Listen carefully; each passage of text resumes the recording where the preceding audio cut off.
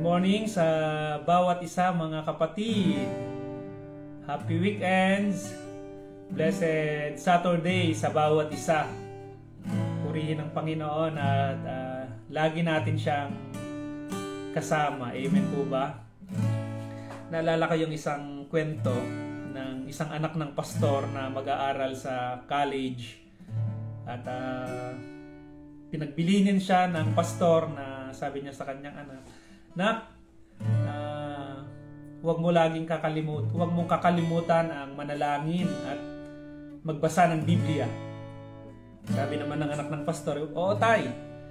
So, to cut the story short, binigyan na yung allowance niya at pupunta na sa college yung kanyang anak, yung anak ng pastor. At sabi ng anak, "Tay, kulang tong allowance ko na binigay ninyo."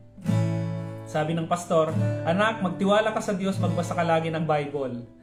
At nung andun na sa school, nasa boarding house niya na siya, yung anak ng pastor na yon, ay kulang talaga yung allowance niya. So, nabitin na yung kanyang allowance at tumawag siya sa kanyang tatay na pastor. Sabi niya, "Tay, kulang talaga yung binigay niyong allowance ko." Sabi ng pastor, "Anak, magbasa ka kasi ng Bible, hindi ka kasi nagbabasa eh." Yun pala, yung dagdag ng allowance ng anak ng pastor na yon ay nakaipit doon sa Biblia. Nakalagay doon sa Bible niya. Kaya nalaman ng tatay, yung pastor, na hindi nagbabasa ng Biblia kasi hindi niya nakita yung pera. Good morning, Ate Shelo. Praise the Lord. Kay kapatid na Noel, Pasqua. Praise the Lord. Nasa Bacolod yata po kayo, ano bro? Nadalo yata sila ng seminar. Amen. Good morning po. Kanta muna tayo ng isang kanta. Ako'y magtitiwala sa iyo.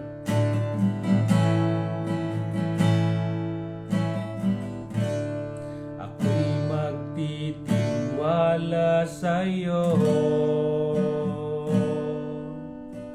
Kalakasan ko'y nanggagaling sa iyo.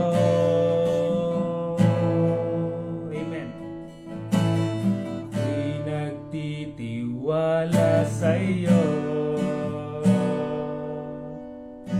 Salita mo ang tanging sandigan ko.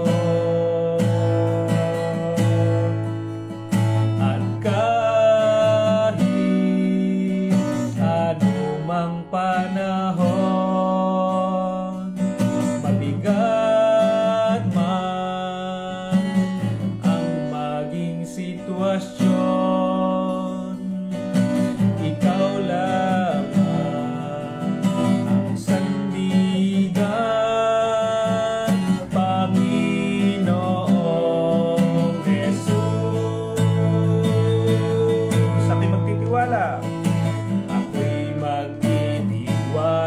sa iyo.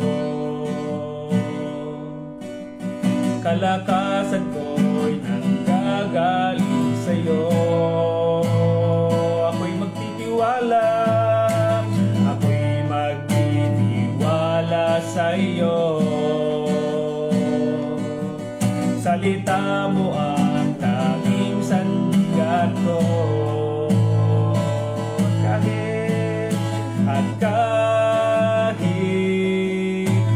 anumang panahon, mabigat man ang maging sitwasyon, ikaw lamang ang sandigan, Panginoong Jesus. At kahit anumang panahon, mabigat man ang maging sitwasyon, ikaw lamang ang sandigan, Panginoong Jesus. Ako'y magtitiwala sa iyo. Kalakasan ko'y nanggagaling sa'yo. Ako'y magtitiwala sa'yo. Salita nyo ang tanging sandigan ko.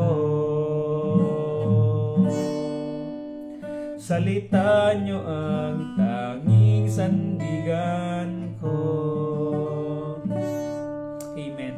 Salamat Panginoon sa inyong mga salita na siya naming sandigan. Salamat sa pagtuturo nyo sa amin Panginoon. Pagpapaalala ninyo sa amin araw-araw kung paano kami mamuhay na may takot sa inyo, may puso ng paglilingkod, at kung paano magkaroon ng pagpapakumbaba Panginoon. Ganun na rin na kung paano namin lalagpasan yung bawat sitwasyon, mga mahihirap na sitwasyon, Panginoon. Ngunit ang inyong salita ay tapat. Ang inyong pangako, Panginoon, ay sapat. Purihin ka, O Diyos, gabayan at ingatan niyo po kami, Panginoon, sa pag-aaral namin ng inyong mga salita. In Jesus' name we pray. Amen and amen. Good morning po, mga kapatid. Si Sister Berna pala yun. Nakala ko si Ate Shelo. Naka-Chinese name ka kasi, Sister Berna. Good morning, Sister Berna. From Taiwan yan. Kay Nanay Susan De Leon sa Pilipinas. Praise the Lord. Dito si, kasama namin dito sa Taiwan si Monique. Si Ate Eileen. Pagpray natin Ate Eileen bukas. Blessed morning po, Pastor and everyone. Makadalo kayo ng gawain. Kapatid na Robert Fernandez, purihin pong Panginoon sa buhay nyo, kapatid na Robert. Ate Shirley, at kay Sister Lynn Alcoran, blessed morning po, Pastor. Purihin pong Panginoon. Kumusta po kayo mga kapatid? Kumusta ang mga sitwasyon ninyo ngayon? Ang mga pinagdadaanan sa buhay, mga laban, no? Na kung saan ay hindi tayo sumusuko sa kahit na anumang hamon ng buhay. Good morning kapatid na Crisel Talwar. Salamat sa Panginoon. Alam niyo, dumating rin sa mahirap na sitwasyon si Josue, na kung saan nabanggit natin kahapon na namatay na si Moses, siya na yung papalit na leader ng mga Israelita na matitigas ang ulo, no? Meron ang dating joke na tungkol sa pastor na nagpapastor sa isang maliit na church, at meron namang elepante daw, pambatang kwento kasi yun May elepante naman daw na gusto ng mga tao, merong isang tao na mayaman, meron siyang elepante, tapos gusto niyang umiyak yung elepante na yon. Tapos sabi niya sa mga tao, kung sinong makapagpaiyak sa elepante na ito, ay bibigyan ko siya ng 1,000,000 piso. Yun daw yung Tapos pinalo-palo nila kung ano-anong pinaggagawa sa elepante na yun para umiyak. Wala, hindi daw umiyak yung elepante na yun. Tapos lumapit daw yung pastor sa elepante na yun, binulungan niya. Nung pagkabulong niya sa elepante ay tumulo yung luha ng elepante. Tapos tinanong ng mga tao, Pastor, anong binulong mo sa elepante? Sabi daw ng pastor, elepante, sabi niya, aalis na ako sa church. Ikaw na ang susunod na pastor ng church. Lumuha daw yung elepante. Joke lang naman yon, kaya lang meron kang konti na makukuhang lesson doon na may mga time talaga na mahirap yung sitwasyon. Meron sa inyo, meron kayong mga silent battles. Lumuluha kayo, umiiyak kayo na hindi na ito alam ng ibang tao. Hindi na ito nalalaman ng inyong kapamilya kung gaano kayo nahihirapan. Ngunit nagpapatuloy pa rin kayo sa pagtatrabaho para maibigay yung pangangailangan ng inyong mga anak. Nagpapatuloy pa rin kayo na mamuhay, hindi kayo sumusuko kahit na napakahirap yung kalalagayan. Kaya kumusta po kayo? Kumusta ang kalalagayan ninyo ngayon? Nasa mahirap din ba kayo na sitwasyon sa buhay? At ito nga si Josue ay siya na yung papalit na leader ng mga Israelites. So sa part niya ay napakahirap yon, ngunit sinabi ng Panginoon sa kanya sa Joshua chapter 1 verse 9 na Joshua, do not be discouraged Huwag kang manghihina, lakasan mo ang iyong loob sapagkat ako'y kasama mo. Meron pa sang isang binanggit dyan. Sa 8 naman siya. Joshua chapter 1 verse 8 naman. Puntahan niyo po yan. Pakisulat niyo po sa pwedeng magsulat niya. Joshua chapter 1 verse 8, sabi ng Panginoon kay Josue, huwag mong kaliligtaang basahin ang aklat na yaon, dilidilihin mo iyon araw-gabi upang matupad mo ang lahat ng nasusulat doon. Sa gayon, giginhawa ka at magtatagumpay. Sabi ng Panginoon kay Josue, huwag mong kaliligtang basahin ang aklat na yaon. Dilidilihin mo iyan araw-gabi upang matupad mo ang lahat ng nasusulat doon. Sa gayon, giginhawa ka at magtatagumpay. Kumusta po yung ating pagbabasa ng salita ng ating Panginoon? Kapag tayo ay nasa mahirap na sitwasyon, nagagawa pa ba nating magbasa ng salita ng Panginoon at manalangin? Amen. Morning, Sister Rose Ann Concepcion. Salamat sa pagitara sa COC Taiwan. Sabi ni Sister Eileen, Pastor, kahit mahirap ang sitwasyon, pag may Diyos ka sa buhay, ito ay magaan lamang. Tama naman po. Amen. Kasi meron din yung isang illustration na yung footprints on the sand, na yung bata daw ay kasama niya ang Panginoong Jesus. Naglalakad sila, no? Footprints, merong 2 footprints. Nung maganda yung panahon, merong 2 footprints na nakikita. Ibig sabihin may 2 tao na naglalakad. At nung biglang humangin, biglang bumagyo, lumakas, pumangit yung sitwasyon, yung panahon, nakita yung footprints, iisa na lang. Sabi ng bata daw, nagreklamo siya, Panginoon, nakala ko ba kasama kita sa lahat ng panahon? Kahit mahirap yung sitwasyon, nakala ko ba, Panginoon, kasama kita? Nagreklamo yung bata. Sabi ng Panginoon, nung panahon na mahirap, nung maganda yung panahon, 2 yung footprints kasi 2 tayong naglalakad. Nung hindi na maganda yung panahon at bumabagyo na, isa na lang yung footprints kasi binubuhat na kita. Amen. Binubuhat ka na ng Panginoon. Minsan parang ganun din tayo, parang bata rin tayo na kapag nandun tayo sa mahirap na sitwasyon, ang dami nating reklamo sa Panginoon. Lord, plano mo ba ito? Lord, ito ba yung kagustuhan mo sa akin? Lord, akala ko ba, blessing, bakit pahirap naman yung ginagawa mo sa akin? Minsan para tayong bata na ang dami nating reklamo. No? Kaya ngayong kanta kanina, anumang panahon, mahirap man ang sitwasyon. Salita mo ang siyang, sabi niya doon, sandigan ko. Salita mo ang tanging sandigan ko. Amen. Ito yung paalala ng ng Panginoon na mahalaga yung salita ng Panginoon. Ito pa, puntahan pa natin 2 Timothy chapter 3:16. 2 Timothy chapter 3 verse 16. Good morning po kapatid na Charito Manangan, watching na rin po. Praise the Lord po. Dito yung aking teacher nung high school ako, si Ma'am Alma Madela Conte. Hello Ma'am Alma, musta kayo dyan sa Pinas? It's been 3 years na hindi ako nakauwi sa ating bansa. Salamat sa Panginoon at ay may devotion na ngayon, may social media na ngayon na pwede tayong mag-fellowship dito. Salamat po. Amen. Amen. Thank you, Jesus Christ. 2 Timothy chapter 3 verse 16. Lahat ng kasulatay kinasihan ng Diyos at magagamit sa pagtuturo ng katotohanan, sa pagpapabulaan sa maling aral, sa pagtutuwid sa likong gawain at sa pag-akay sa pamumuhay na matuwid. Sa gayon, ang lingkod ng Diyos ay maging handa sa lahat ng mabubuting gawain.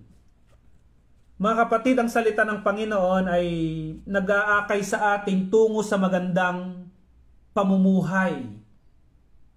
Kaya kung kilala natin ang ating Diyos na pinaglilingkuran at alam natin yung kanyang mga salita, walang makapipigil sa atin upang maging mabuting tao, maging mabuting guro, maging mabuting leader ng bayan, maging mabuting mamamayan.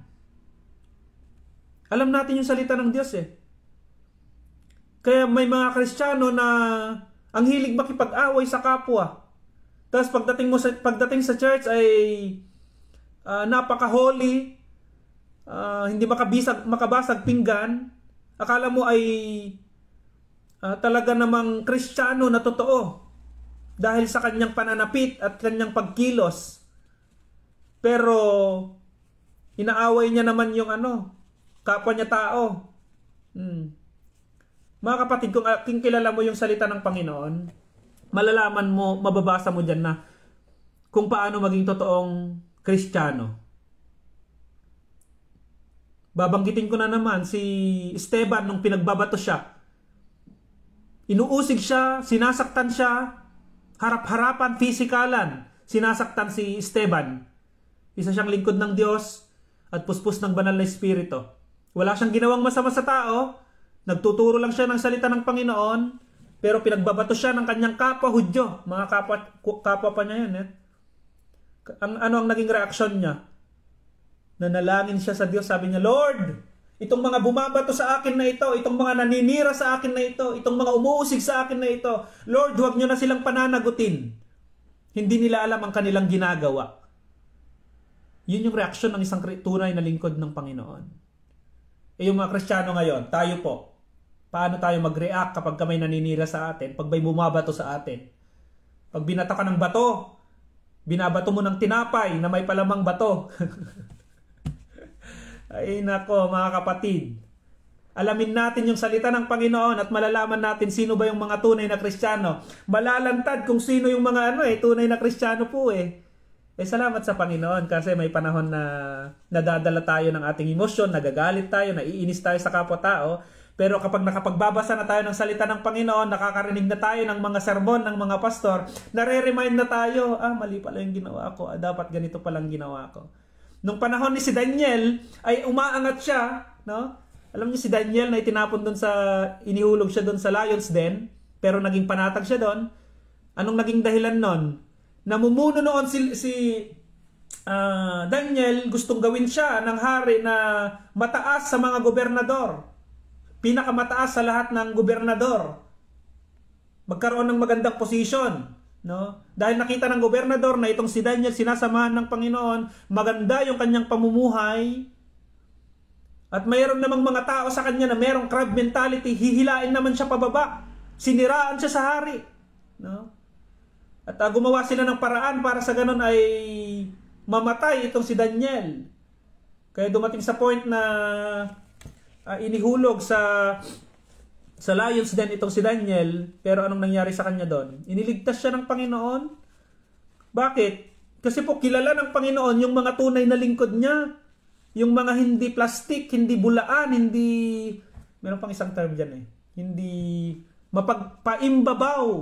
Alam niyo yung mapag-imbabaw? Para yung mga may mga tao noon sa New Testament na kung saan ay ang gaganda ng kanilang mga damit, nananalangin sila sa mga daan, pero sila ay tinawag na mapag-imbabaw, pakitang tao. Alam niyo po mga kapatid, yung church, kung nagtitipon tayo, ang daming mga tao na nadalo, pero ang Panginoon talagang nakakakita kung sino yung kanya. Kilala niya, ito, Kristiyano to, akin to, anak ko to. Kaya nga nung panahon na nagharap ang Diyos at si Satanas, ang sabi ng Panginoon, nakita mo ba yung lingkod kong si Job? Ipinagmalaki ng Panginoon Hindi siya gumagawa ng masama at may takot siya sa akin. Kilala ng Panginoon si Job. Amen. Kilala ng Panginoon kung sino yung mga taong naglilingkod sa Kanya. Maging si Cornelio nga, si Cornelio na isang Gentile, na noong panahon na yan na yung mga Hudyo ay itinuturing nila na marumi. Itong si Cornelio, isa siyang Gentile kasi, yung mga Gentile na tinuturing ng mga Hudyo na marumi.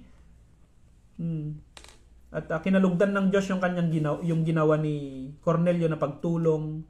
Lagi siyang nananalangin. May dumating na anghel habang nagpipray si Cornelio. Sabi ng anghel, Cornelio, kinalugdan ng Diyos ang iyong panalangin at pagtulong sa kapwa.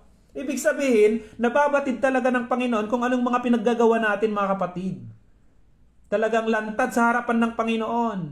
Kaya kung tayo po ay magpupuri sa Panginoon, buong puso yan. Kapag tayo ay naging lingkod ng Panginoon, magpakatotoo tayo na lingkod ng Panginoon. Amen?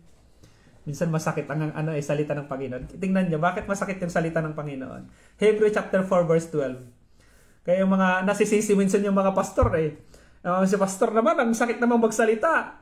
Mga kapatid, kaya ang lagi ko na lang ginagamit ay salita ng Panginoon. Kaya pag nasaktan kayo, hindi po ako yon, yung Bible po yon. Okay? Kita nyo bakit nasasaktan tayo minsan?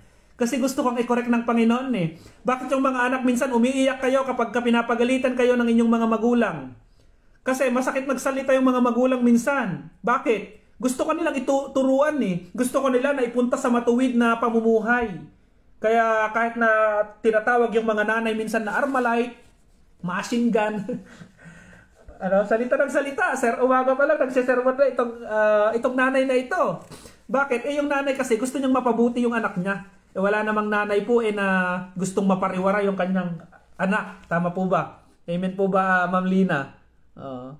Kaya ibang klase magdisiplina yung mga nanay Happy Mother's Month sa lahat ng nanay. Hello, past blessed Sunday, sabi ni Ma'am Alma. Ayan. Miss ko na din tong mga lingkod ng Panginoon na to na masisipag sa gawain. Si Noel, Bro Noel Marayag, kasama ko sa Taiwan po yan. Si Sister Mercedita Kapinya. At Purihan, good morning. Watching na rin. Salamat sa Panginoon. Bakit tayo nasasaktan minsan? Dumating na pa sa point na nagpunta ka sa church, tapos ang pakiramdam mo, pinaparinggan ka ni pastor? Hebrew chapter 4 verse 12. Hebrew chapter 4 verse 12. Sapagkat ang salita ng Diyos ay buhay at mabisa, higit na matalas kaysa alinmang tabak na magkabilay talim. Ito'y tumatagos maging sa pinaghiwalayan ng kaluluwa at espiritu, ng mga kasukasuan at ng utak sa buto, at nakakataho ng mga iniisip at binabalak ng tao. Walang makapagtatago sa Diyos, ang lahat ay hayag at lantad sa kaniyang paningin, at sa kanya tayo magsusulit. Amen po ba? Nandito yung salita ng Panginoon para turuan ka kung paano mamuhay bilang isang lingkod ng Panginoon, paano tayo makisama sa ibang tao, paano natin kausapin yung mga umuusig sa atin, yung bawat sitwasyon, kapag tayo ay minsan madali yung trabaho pero mahirap pakisamahan yung mga katrabaho, paano tayo mag-react, paano tayo kumilos, paano tayo magsalita. Andito na yung salita ng Panginoon, tinuturuan niya tayo. Ngayon, bakit tayo nasasaktan sa salita ng Panginoon? Kasi nga, talagang tumitimo ito sapagkat ang salita ng Diyos ay buhay at mabisa nga po Higit na matalas kaysa alinmang tabak, magkabilay talim, tumatagos, maging sa pinaghiwalayan ng kaluluwa at espiritu. Talagang tumatama sa atin. Mahirap naman pag hindi ka na nasasaktan ng salita ng Panginoon. Yung immune ka na. Mahirap naman yun. Kaya salamat sa Panginoon. Meron siyang salita na kung saan ito yung guidebook natin sa pamumuhay bilang isang Kristiyano. Kaya makikita mo yung tao na, yung Kristiyano na hindi nagbabasa ng Biblia. Palaaway yon. Hindi niya iniintindi yung mga kapwa niya tao. Pastor, ang sakit niyang magsalita Ang Panginoong Hesus nga pinagbabato Personalan yon. Panginoong Hesus nga wala siyang kasalanan. Pinako sa krus talagang ganon. No? Anong naging reaksyon ng Panginoon sa mga tao na ipinako siya sa krus? Ama, huwag mo na silang pananagutin sa ginawa nila na ito. Hindi nila alam ang kanilang ginagawa. Nung nagpray ng Panginoon ng ganon, beneficiary ka doon, kapatid. Kaya ngayon ay ikaw ay may pagkakataon na pumunta doon sa langit. Amen po ba? At 6:55 na naman. Bilis ng oras, mga kapatid. Sabi ni Sister Charito Manangan, sa panahon natin ngayon, iba na mga ugali ng anak. Sila na yung mas magaling, lalo na kung ito'y nakapagtapos ng pag-aaral. Nakakalungkot pa. Dahil sa environment na rin ngayon, pero meron pa rin mga bata naman na mababait at pinalaki ng mga magulang ng maayos at disiplinado talaga. Kaya lang pagdating ng college talaga or pag nasa ibang lugar na sila, yung environment nga. Kaya mahalaga yung salita ng Panginoon, train up a child in the way he should go, and when he is old, he will not depart from it. Good morning, kapatid na Kyla Rivera. Pumunta pa tayo sa Matthew chapter 4 verse 1 to 11. Makikita rin natin dito yung salita ng Panginoon. Pinag-uusapan natin ngayon, mapalad ang nagbabasa ng Biblia. Amen. Matthew chapter 4, verse 1 to 11, ang pagtukso kay Jesus. Pagkatapos si Jesus ay dinala ng Espiritu sa ilang upang tuksuhin ng dyablo. Doon 40 araw at 40 gabing nag-ayuno si Jesus at siya'y nagutom. Dumating ang manunukso at sinabi sa kanya, kung ikaw ang anak ng Diyos, gawin mong tinapay ang mga batong ito. Ngunit sumagot si Jesus, nasusulat, hindi lamang sa tinapay nabubuhay ang salita, kundi sa hindi lamang sa tinapay nabubuhay ang tao, kundi sa bawat salitang namumutawi sa bibig ng Diyos. Pagkatapos nito'y dinala ng dyablo sa taluktok ng templo, sa banal na lungsod, kung ikaw ang anak ng Diyos, sabi ng dyablo, magpatihulog ka sapagkat nasusulat, aalalayan ka ng kanyang mga anghel at ipagbibilin kang at ingatan ka. Sumagot si Jesus, nasusulat din naman, huwag mong susubukan ang Panginoon mong Diyos. Pagkatapos dinala siya ng dyablo sa isang pinakamataas na bundok, mula rooy natatanaw sa kanya ang lahat ng kaharian ng sanlibutan at ang mga kayamanan ng mga ito. At sinabi ng dyablo, ibibigay ko sa iyo lahat iyan kung magpapatira pa ka at sasamba sa akin. Sumagot si Jesus, lumayas ka Satanas sapagkat nasusulat, ang Panginoon Diyos mo lamang ang iyong sambahin, siya lamang ang iyong paglilingkuran. At iniwan siya ng dyablo at dumating ang mga anghel at sinamba ang Panginoong Jesus. Amen? Napansin niyo yan? Pumasok yung dyablo nung panahon na merong pangangailangan ng Panginoong Jesus. On that time ay nag-aayuno siya, nag-fasting siya, gutom na gutom siya, mag-isya siya doon sa ilang, at dumating yung manunukso. Yan na. Tutoksohin siya ngayon. Kung ikaw ang anak ng Diyos, gawin mong tinapay ang mga batong ito. At merong ano dyan, sabi niya, kung ikaw ay anak ng Diyos, sabi niya eh. Sabi ng Panginoong Yesus, hindi lamang sa tinapay nabubuhay ang tao, kundi sa bawat salitang namumutawi sa bibig ng Diyos. Sinubukan lahat ng dyablo. Tuksuhin sa pagkain, tuksuhin sa kayamanan, tuksuhin sa ganda ng mundo. Ang Panginoong Yesus, sabi niya, lumayas ka na Satanas. No? Hindi niya pinatulan eh. Ang mga Kristiyano minsan ay naipagpapalit ang Diyos sa kayamanan sa mundong ito. Minsan pinipili talaga yung mga trabaho, kahit na may choice naman tayo sana na hindi mag-OT, mag-overtime sa mga trabaho, dahil sa malaki nga, dito po sa ibang bansa po, alam niyo po, napakahalaga yung linggo dito.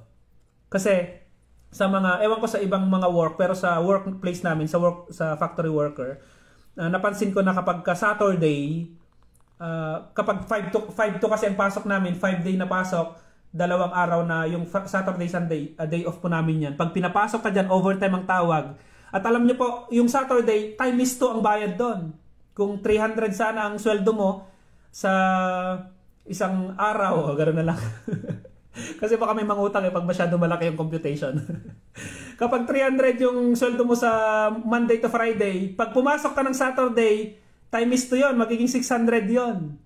Pero ito matindi, kapag pumasok ka ng Sunday, time is 3 yun. Magiging 900 yan. Kaya sabi ko noon, alam din pala ng mga nagbi-business dito sa Taiwan na mahalaga yung linggo. Sa ating mga Kristiyano po, mahalaga yung linggo. Walang pera yan na pwedeng bayaran.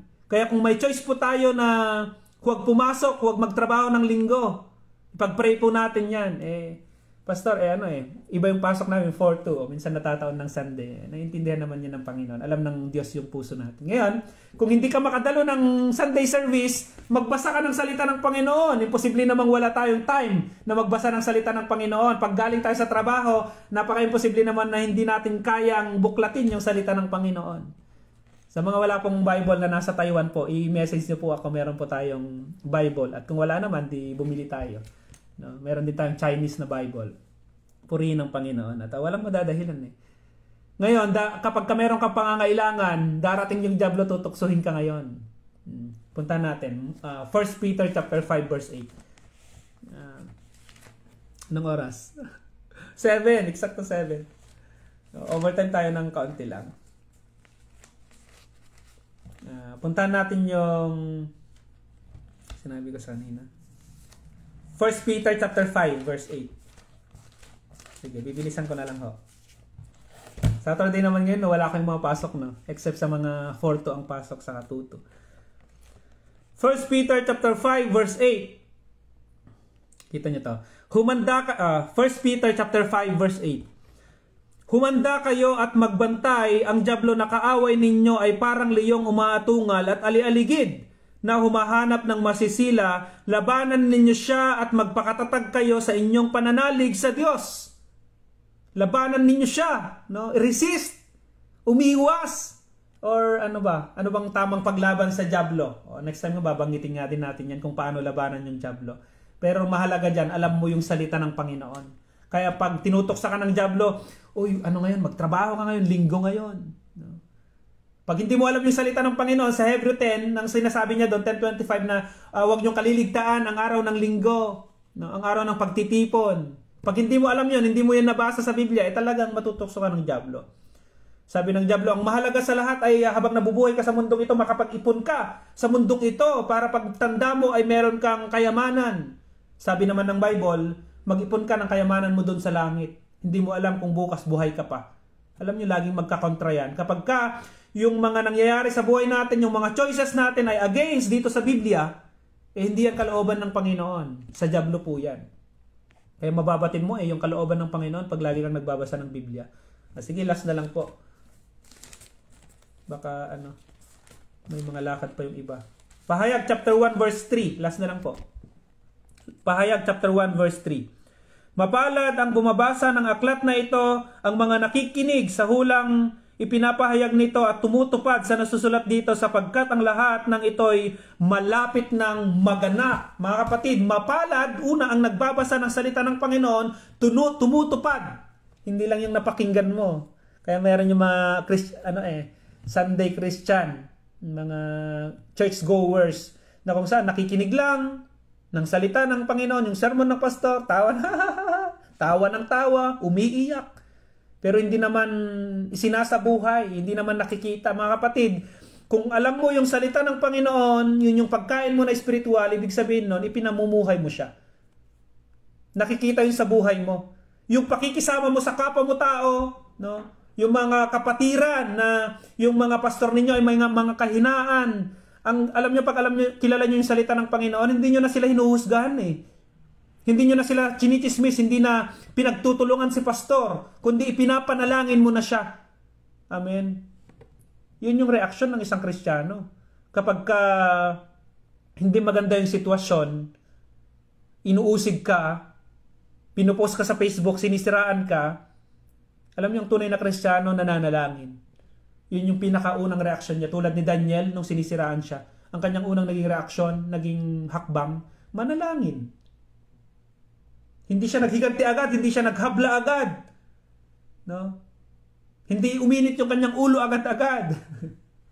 Mga kapatid, pag kilala mo ang salita ng Panginoon, pag nagbabasa ka ng salita ng Panginoon, malalaman mo talaga po kung paano mamuhay bilang isang lingkod ng Diyos. Salamat sa Diyos sa kanyang salita. Sabi ko kanina, masakit po yung salita ng Panginoon. Pero masarap yung basahin kasi para siyang sweeter like a honey. Sabi niyang ganun. Good morning po ate Erche. Ate Nieves. Kasama po namin dito sa Taiwan. Salamat sa buhay ng bawat isa at hanggang doon na lang yung ating pag-aaral ngayon sa umagang ito. Sa lahat po ng mga nasa Taiwan, mga kapatid, may kapatid, may kapamilya dito sa Taiwan po. Ang Church of Christ Taiwan ay 2 months old na po. At nagtitipon po kami sa Neili, Chungli. Yan. Kung ang kapamilya nyo ang lugar nila ay Taoyuan, Taipei, Chungli, Hsinchu. Yan. Magkakalapit lang po yan. Sinfong, Huko. Yan. Mga malalapit lang po yung mga yan. Train lang po dito. So, i-PM nyo lang po ako kung may mga kapamilya kayo dito. Screenshot nyo yung profile picture po nila at isend nyo sa akin. I-PM ko sila. At tuwing Sabado naman, loobin ng Panginoon, makapag-visitation po ako sa mga kapatid at maipanalangin ko po ang mga kapatid na nandito sa Taiwan. Tulungan po nawa ako ng Panginoon, lagi akong pagbigyan. Yung sa Saturday po kasi ay challenging kasi OT po namin yun, overtime namin yun at medyo maganda yung sahod pag overtime, pero naniniwala ako ng Panginoon ang siyang magpro-provide ng pangangailangan natin. At ako naman bilang pastor ay hindi lang magtrabaho sa Taiwan kundi maging pastor din talaga dito sa bansang Taiwan. Kaya loobin ng Panginoon, panalangin niyo rin po ako sa mga lakad ko ngayong araw na ito. Nandun po ako ngayon sa Taoyuan, sa Chungli at sa Guanyin. imimit ko po si Pastor Gerald din ngayon. Mamimit ko, praise the Lord. Pastor Gerald at saka Sister Charlene. See you mamaya dyan po sa Guanyin. Good morning, kapatid na Rojoy Lin. Veterbo. Regard kay Pastor Billy. Nasa Bacolod din ba kayo ngayon? Bacolod ba yung ngayon? Seminar ngayon ng Yan. Salamat sa buhay ninyo at pagpalain po kayo ng Panginoon. Tuloy-tuloy po yung gawain. Ano po yung gawain sa Taiwan po?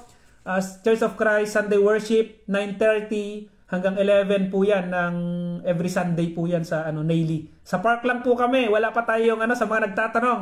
Sa inyong church natin, Pastor, yung binabanggit ay yung church building. Wala pa tayong church building. Magrerenta pa lang tayo. At salamat sa lahat po ng mga tumutugon. May mga tumutulong po sa atin na nagbibigay ng unti-unti. May nag-aabot sa akin ng 500, ng 1,000, ng 5,000. Nakakatuwa. Lahat naman po yan nasa natin. Church treasurer na natin. Kay Sister Monique. Yan. At nasa bangko na rin yan para safe siya.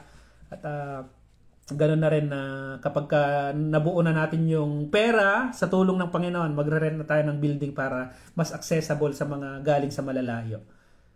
Pinagpipray natin yung Chungli na doon tayo makakuha ng rerentahan. Salamat po at purihin ng Panginoon. Tayo po ay manalangin. Dakilang Diyos na makapangyarihan sa lahat, Lord, salamat po sa araw na ito. Pagpalain niyo ang mga nakinig ng inyong mga salita. Salamat sa lagi niyong pagpapaalala sa amin, Panginoon, ng inyong salita. Masakit man na mapakinggan, pero ito ay nagtuturo sa amin, Panginoon. Pero masarap itong pakinggan sa mga tao na willing na sumunod sa inyo.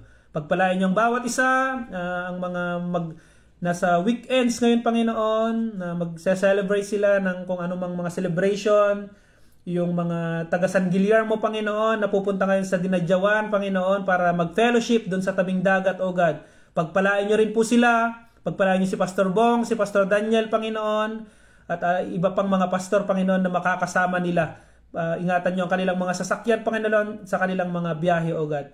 Dinadalangin din po namin, Panginoon, ang Church of Christ Taiwan. Patuloy niyo itong pagpalain, Panginoon, at hanggang sa maging ganap na ito na local church. Tulungan niyo kami sa paghanap ng rerentahan namin, Panginoon, na lugar. At mga kapatid, Panginoon, na nais tumulong, tinatas niyo, Panginoon, na gustong tumulong sa gawain na ito, hayaan niyo na kumilos sila, Panginoon, sa maliit na bahagi. Makapagtulong-tulungan kami sa pagsisimula ng Church of Christ Taiwan. Kung ano man yung pwede naming maitulong, Panginoon, maliit na mahalaga yan.